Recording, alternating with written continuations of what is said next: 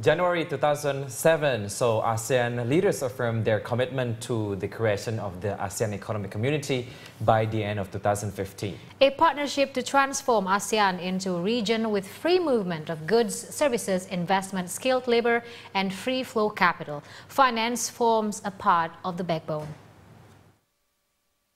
In an integrated economy, with integrated financial markets, institutions, and market participants, everything needs to operate under the same rules and regulations.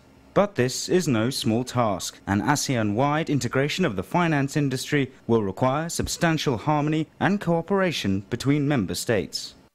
I think so, because it has to provide some sort of unified banking regulations, and particularly when it comes to the capital markets and so on, there has to be rules that people understand that apply consistently across the region so that it becomes the seamless region that they're trying to create. So yes, absolutely, I think regulation and the financial framework and consistency in laws and regulations are going to be key to the success of this initiative.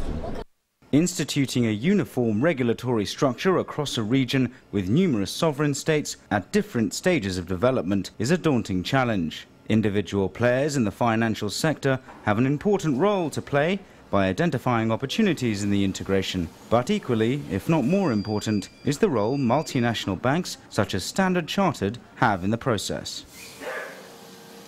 Well, as you know, Standard Chartered is the only international bank that's present in all 10 ASEAN countries. We know these markets well. In many of these markets we've been here for over 150 years.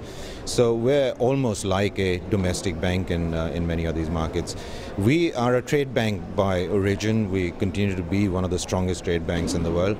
And so as inter-ASEAN trade increases, then obviously we will be at both ends of that trade transaction. And all of the investment flows that will start to become more intra-ASEAN. An integrated financial market would be hugely advantageous. It would, firstly, enlarge and create a single-access customer base and develop opportunities to reduce costs through increased competition, economies of scale, and improving efficiency. But this shift, Gaurav Sahani says, will not be immediately apparent as the process takes flight.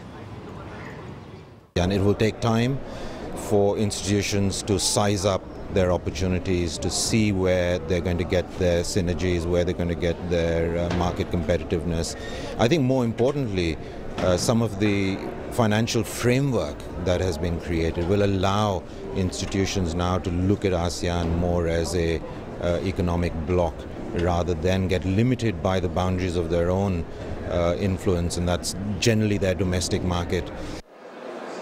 A successful financial market integration could improve the stability of ASEAN's banking industry and create more resilience to and protection from external shocks, as well as promoting closer cooperation between member states for a unified economic good. So I think it will present opportunities, but I don't believe that we're going to suddenly see the landscape change very substantially, very materially, but it will over time in niche areas present opportunities to financial institutions around the region.